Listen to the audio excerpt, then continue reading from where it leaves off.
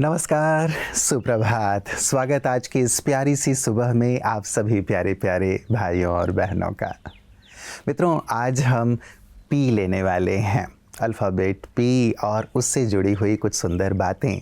लगातार अलग अलग जो अल्फ़ाबेट्स हैं उनके साथ हम कुछ गुण ले रहे हैं, कुछ शक्तियाँ ले रहे हैं, कुछ सुंदर स्मृतियाँ ले रहे हैं जो हमारे जीवन को खूबसूरत बनाने वाले हैं। तो पी से आज हम जो पहला शब्द ले रहे हैं मित्रों, बहुत ही प्यारा सा है। पर्यटक हैं हम सभी। यदि ये भाव रहता है ना कि हम पर्यटक हैं, अर्थात यहाँ कुछ दिनों के लिए आए हुए हैं, यहाँ की सुंदरता को निहारने के लिए, यहाँ आनंद लेने के लिए, खुश रहने के लिए, खुशियाँ बांटने के लिए। विचार करें, आप किसी भी पर्यटन स्थल पर जाते हैं, पर्यटक बनकर जाते हैं, तो आपकी मनोस्थिति कैसी रहती है? क्या वहाँ की चीज़ों से आप अटैच होते हैं? बिल्कुल नहीं। आप वहाँ की हर चीज़ का आनंद लेते हैं, सुख लेते हैं, खुश होते हैं और खुशियाँ बांटते हैं। और मन में ये भाव रहता है, ये स्मृति रहती है कि हम 2-4 दिनों के लिए, हफ्ते के लिए, 10 दिन के लिए यहाँ पे आए हैं, आनंद के लिए आए हैं, उसके पश्चात वापस हमें जाना है। पर्यटक के साथ ये बहुत सुंदर सा भाव है मित्रों। हम भी संसार में पर्यटक हैं, कुछ दिनों के लिए आए हैं, तो क्या तेरा और क्या मेरा। कोई भी चीज़ जो यहाँ हम संग्रहित करते हैं वो यहीं छोड़ कर के हम जाने वाले हैं, साथ लेकर के तो कुछ भी नहीं जाने वाले हैं। तो क्यों ना अपनी इस 4 दिन की ज़िंदगी का हम संपूर्ण आनंद उठाएं, औरों को भी खुशियाँ बांटें और स्वयं भी खुश रहें। तो इस बात पर बहुत गहराई से विचार कीजिएगा मित्रों, और इसी विचार के साथ आइए चलते हैं आज के सुंदर सुवाक्य की ओर। हमारे श्रेष्ठ संकल्प ही हमारे भविष्य का निर्माण करती है। कहते हैं कि संकल्प शक्ति दुनिया की सबसे बड़ी शक्ति है, जिसे अगर काबू कर लें तो सफलता हर मंजिल पर हमारा इंतजार करती है। व्यर्थ व नकारात्मक संकल्प हमारे मन को कमजोर करता है। अपनी तकदीर या किस्मत को बढ़ाना यह स्वयं के हाथों में होता है, जिसका आधार भी हमारे द्वारा किए गए श्रेष्ठ व शक्तिशाली संकल्प ही होते हैं। इसलिए अपने संकल्पों को व्यर्थ में ना गवाएं, क्योंकि यही हमारे भविष्य का सफलता पूर्वक निर्माण करती है। मित्रों, पर्यटक के भाव के साथ एक दूसरी चीज़ बहुत ही सहजता से जुड़ जाती है, और वो ये है कि हम प्रेम से भरपूर हो जाते हैं। हम सबको प्रेम करने लगते हैं, प्रेम बांटने लगते हैं। वास्तव में प्रेम की आवश्यकता आज सभी को है, चाहे वो मनुष्य हैं, जीव जंतु हैं, प्रकृति है, सभी को ही प्रेम की आवश्यकता है। आप विचार करें, यदि कोई आपसे प्रेमपूर्ण व्यवहार नहीं करता, आप किसी संबंधी के यहाँ गए हैं, किसी परिचित के यहाँ गए हैं और वहाँ आपको प्रेम उपलब्ध नहीं होता, प्रेम से व्यवहार नहीं किया जाता, तो आपको लगता है कि कैसे जल्दी से यहाँ से निकला जाए, राइट। 2.5 अक्षर प्रेम के पढ़े सो पंडित हो, ये कहा गया है। प्रेम में इतनी शक्ति है। परमात्मा के लिए भी कहते हैं कि वो प्रेम के सागर हैं। तो वास्तव में प्रेम जिसकी सबको आवश्यकता है, तो मैं ये प्रेम सबको देना प्रारंभ कर दूं, ताकि सबके जो मन की ये जो प्यास है प्रेम की, वो पूर्ण हो। और जब हम प्रेम देना प्रारंभ करेंगे तो और भी हमें प्रेम करेंगे, और इस प्रकार हम चारों ओर प्रेम की सरिता प्रवाहित कर पाएंगे। सारा समाज प्रेममय हो जाएगा। तो सेकंड पी है मित्रों, प्रेम की गंगा बन जाएं, प्रेम की ऐसी मूर्ति बन जाएं जिसके समीप आकर सभी को अपनत्व का एहसास हो। आज हम आ गए हैं अपनी विंटर वेलनेस ठंड में तंदुरुस्ती सीरीज के आखिरी एपिसोड पर। सर्दियों के समय में अपने शरीर को रेडी करना, अंदर से स्ट्रॉन्ग और लाइट बनाना बहुत जरूरी होता है। तो चलिए कुछ विशेष बातों पर ध्यान दिया जाए। पहला, जेंटल विंटर डिटॉक्स। अब से हेवी और ऑयली फूड थोड़ा कम करें। वार्म सूप्स, दाल और सीजनल सब्जी खाना शुरू करें। ये बॉडी को लाइट रखता है और टॉक्सिन्स को नेचुरली निकालता है। दूसरा, गर्म पानी का मैजिक। रोज सुबह 1 ग्लास वार्म वाटर में लेमन, हल्दी या हनी लें। ये लिवर को क्लेंस करता है और डाइजेशन को स्ट्रॉन्ग बनाता है। तीसरा, deep breathing and meditation. Detox सिर्फ शरीर का नहीं, मन का भी जरूरी है। 5 से 10 मिनट शांति में बैठे डीप ब्रीदिंग करें। ये माइंड को रीसेट करता है और अंदर की क्लैरिटी जगाता है। चौथा, डिजिटल एंड मेंटल डिटॉक्स।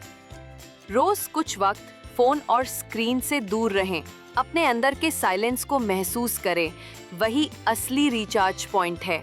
याद रखें, डिटॉक्स का मतलब खुद को रोकना नहीं, खुद को निखारना है। जितना अंदर से हल्का फील करेंगे, उतनी ही एनर्जी नेचुरल फ्लो करेगी। तो इस 10 दिन के विंटर वेलनेस सीरीज में आपने सर्दी से जुड़ी बहुत सी छोटी छोटी लेकिन जरूरी बातें जानी होंगी, जो आपको पूरे सीजन भर एनर्जेटिक, ग्लोइंग और पॉजिटिव रखेंगी।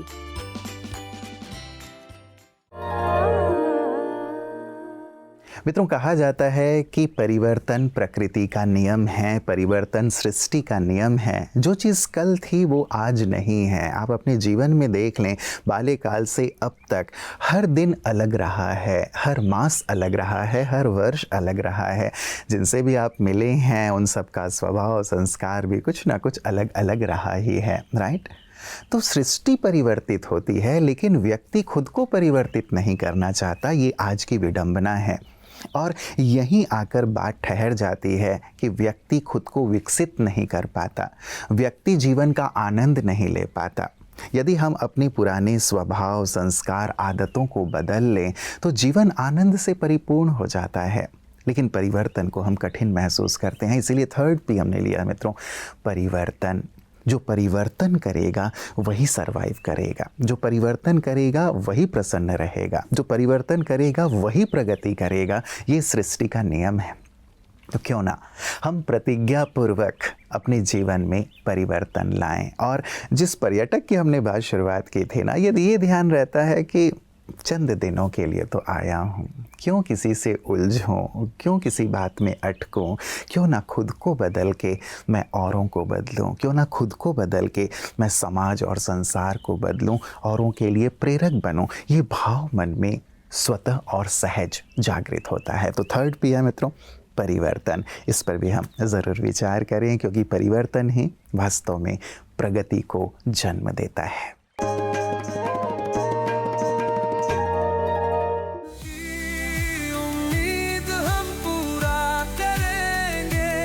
हर कदम आगे बढ़ते रहेंगे।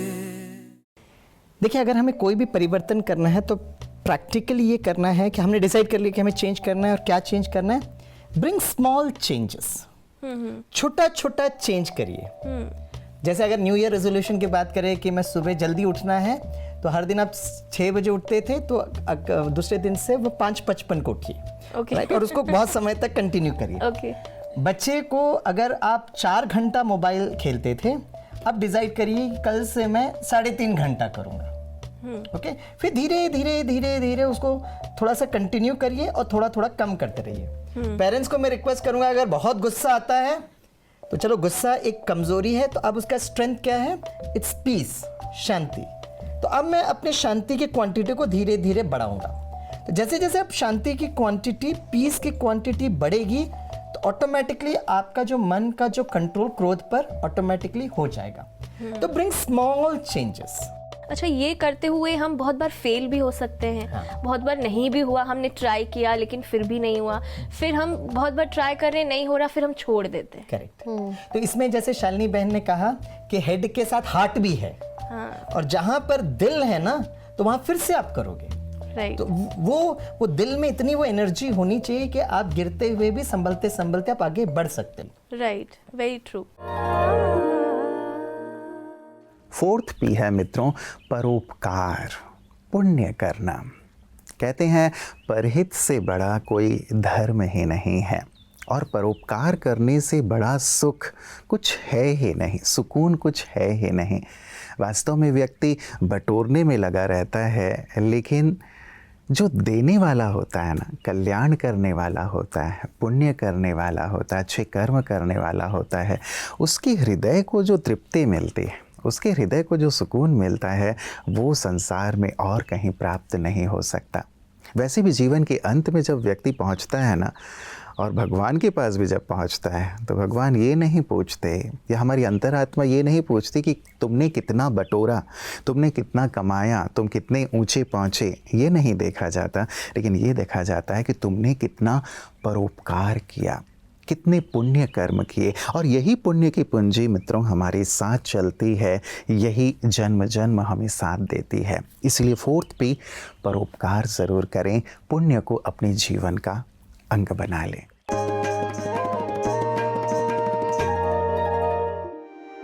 प्रकृतिम यान्ति भूतानि निग्रह किम करिष्यति, गीता के सुंदर महावाक्य कई बार आशंका उत्पन्न कर देता है। मनुष्य प्रकृति के वशीभूत होने के कारण कितना भी इंद्रिय निग्रह कर ले, कुछ नहीं कर सकता। जी नहीं, इसकी एक पॉजिटिव साइड हम देखते हैं। क्या शरीर की ही प्रकृति है, आत्मा की प्रकृति नहीं है? प्रकृति का 2 भाव होता है, एक है नेचर अर्थात बाहरी प्रकृति 5 तत्वों का बना हुआ, और एक है शारीरिक प्रकृति, पंचभूतों से बना हुआ। इस शरीर भी तो प्रकृति का एक अंग है।